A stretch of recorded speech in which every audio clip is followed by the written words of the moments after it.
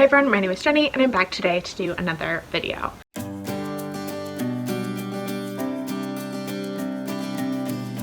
Today I'm going to be doing a wrap-up of my African Women Writers project, which I started in June of 2020. If you're unfamiliar with this project, I will have a link to my whole playlist where I've reviewed all of the books that I'm about to briefly talk about today, as well as the announcement video, which I published back in May of 2020. So today I'm going to be going over the 9 books that I ended up reading for this project, talking briefly about some of the kind of larger themes that I was able to glean from kind of putting these books in conversation with one another, and then also going over some of my kind of personal thoughts about the project and how I think it'll impact what projects I may take on in the future here on my booktube channel. So going over the 9 books that I finished for this project, the first one I read back in June, and that was The Dragonfly Sea by Yvonne Adhiambo-Awora. This one I gave 3 stars to.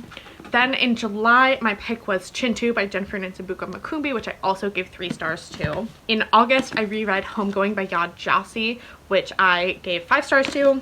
Then in September, I read She Would Be King by Wei Tumor, which I gave 4 stars to. In October, I read Out of Darkness, Shining Light by Patina Gappa, which I gave 3.5 stars to. In November, I read The Old Drift by Namale Serpell, which I gave 4.25 stars to. In December, I read The Shadow King by Maza Mengiste, which I gave 3.5 stars to. And then finally in January of 2021, I read How Beautiful We Were by Mbolo Mbui. Alongside many of those books from about June until December of 2020, I was also reading New Daughters of Africa, which is an edited anthology by Margaret Busby. This is a collection of over 200 works by female identifying people who can trace their origins back to sub-Saharan Africa. Thoroughly enjoyed this one, gave this one 5 stars as well. As I said previously, there is a whole playlist of individual reviews for the 8 books aside from the New Daughters of Africa anthology, wherein I talk about what the book's about, a bit about the author, as well as the kind of specific themes of that book. So if you're interested in learning more about any of those books, do check out any of those reviews down below. Now, to put these books into conversation and kind of talk a little bit about the general themes that I saw throughout reading these 8 books, I have several different themes I'm just going to kind of mention briefly. I'm not going to go into a ton of depth because, again, I have talked about a lot of these books in depth in those individual reviews, but I did just want to mention some things that I kind of noticed while reading through this project. So the first kind of major theme slash writing device that I found in several of these novels was a kind of talking back to Western literature. This was particularly pertinent in 3 of the works that had a kind of Greek chorus element to them. There was a group of people that were speaking in kind of a first-person plural perspective and giving analysis to kind of what was happening in the book in 3 different books, and those were all used in pretty different ways, but definitely were calling back to that very classic element of the Western canon. So the 3 books that I found that used that literary device were How Beautiful We Were by Mbolo Mbui, in which a generation of the people living in this village called the Children narrate about half of the sections of this book. Additionally, we also see that in The Shadow King by Maza Mengiste, in which the chorus of female soldiers involved in fighting back against the invasion of Ethiopia by the Italians are also kind of offering some commentary throughout this book. And then finally in The Old Drift by Namale Serpell, there is a chorus of mosquitoes that are offering commentary throughout this book, which I found really interesting. Then obviously one of the main themes that I was looking for in these works was kind of ideas of post-colonialism and talking about kind of development and aid in sub-Saharan Africa. And one thing that I was not expecting to come up, but did come up in at least 2 of the books, was China and its role in development and aid in like the post-colonial world of sub-Saharan Africa. So the 2 books that primarily discussed that were, again, The Old Drift by Namale Serpell. This one comes up again and again. I think it fits all of the kind of inner book connection themes that I'm going to be talking about, but this one does include some kind of technology that's coming out of China that is being tested on some of the people in this book, which I thought was a really interesting commentary and a really interesting way to discuss development and its relationship to our emerging reliance on technology. Then also in the first book I read, The Dragonfly Sea, our main character actually goes to China on a kind of dual program where she's invited to study at a Chinese university, and there's a lot of discussion here about China's aid, particularly in East Africa, and its relationship to some of the governments there and the kind of ways in which the Kenyan government feels indebted to the Chinese government. There's just a lot of discussion about China in this book, particularly through a historical lens, so I appreciated that as well. Then another theme that I was kind of looking for and did find in several of these books was the idea of rewriting history to include women in the narrative of history, which I found to be true in most of these books, but there are several that really kind of touched on that theme quite a lot.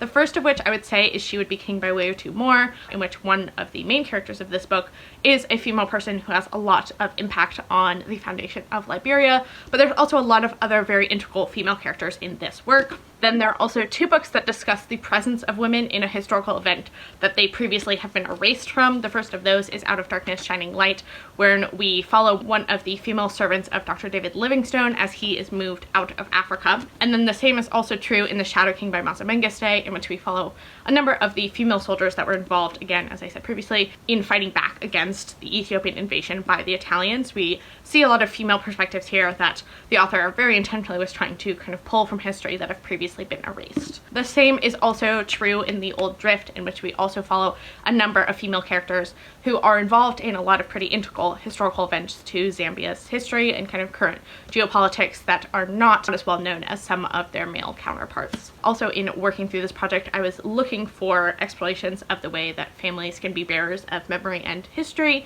which I also found in several of these books. Most prominently, I would say that's a theme in Chintu by Jennifer Mans and Booga Makumbi, which follows the Chintu clan from the pre-colonial period in the 1700s all the way until the present day. In addition to Chintu, one of the kind of main themes of this book, Homegoing by Yal Jossi, is also about the idea of families and the relationships that we have to our family members and the importance that knowing our family has to remembering our history and being able to celebrate that history. Again, that is also true in The Old Drift, which follows three families that are interconnected throughout the course of the last 100 years and then a little bit into the future. The same is also true for How Beautiful We Were by Ivolo Mbui, which follows a number of different generations all living in this small West African village, and there's a lot of discussions about the different ways that the different generations are approaching what is happening because of their different historical experiences. And last but not least, the Dragonfly to Sea also touches on the ideas of family as a form of memory and remembrance, particularly through kind of deep time, as this book has some connections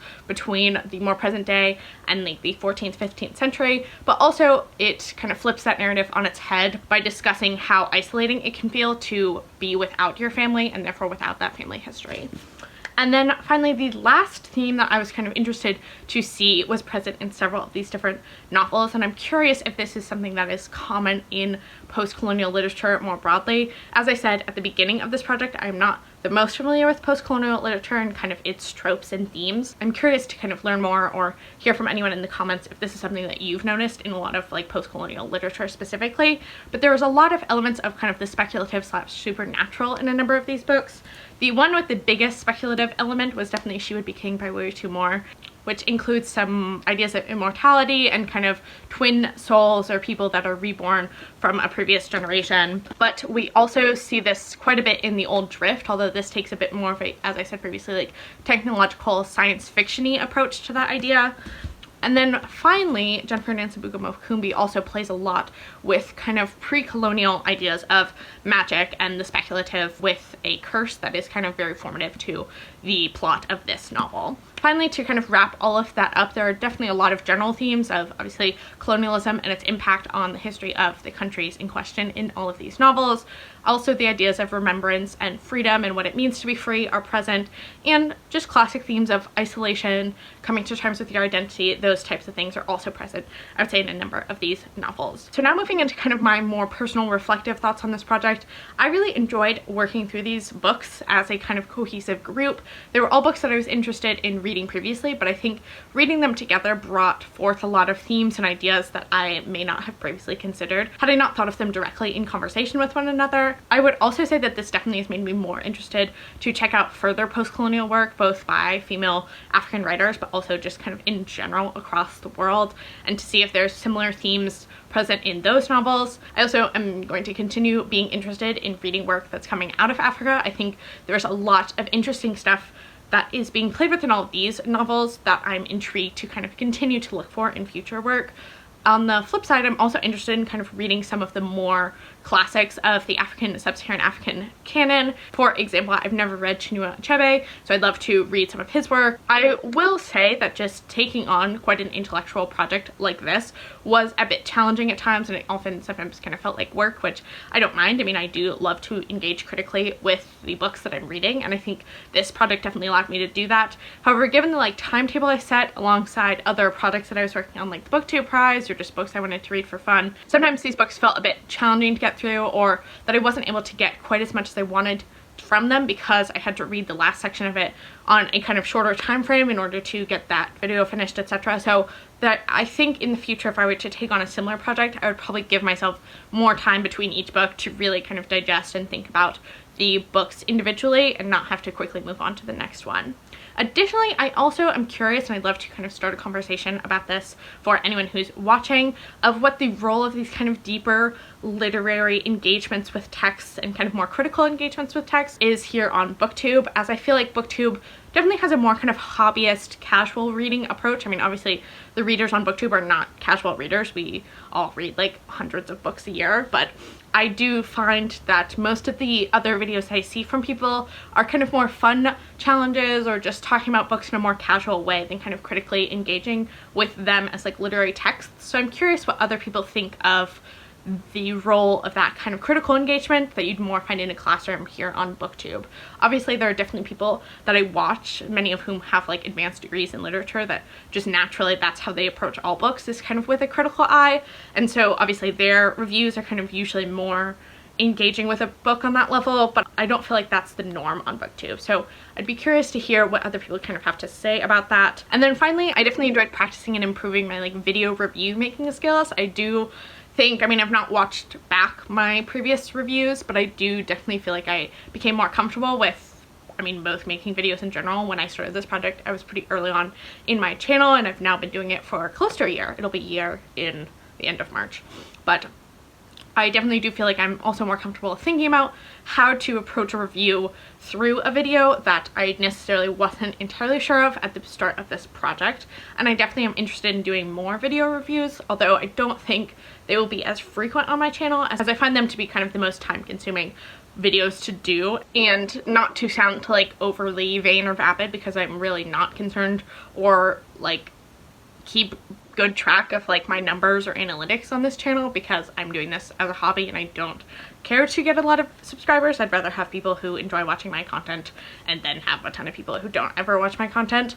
But individual video reviews, I've noticed, do not have the best payoff in terms of like viewership. So they are kind of a video I'm slightly less inclined to make, just because I know they don't do as well as some of my other videos. And also, as I said, they are just kind of more time consuming than even like a monthly wrap up where it's a bunch of mini reviews. I find that a bit easier to do than a full length individual book review. Yeah, those are kind of all my thoughts. I'm very curious to know if any of you have been kind of following along with this project or are interested in reading any of these books now that I've completed this project, or if you're taking on a project of your own that's kind of using some of the ideas that I've brought to this project. I'd love to hear about it. I know Courtney, who I'll put a link to down in the description box below, is doing a similar project with writers from the Arab world or writers who have Arab ancestry. So I am hopeful to see kind of more projects about global reading and kind of talking about books and conversation in the future on BookTube. I think that will wrap up this wrap-up/discussion video. As always, if you are new to my channel, I would love to have you stick around and subscribe.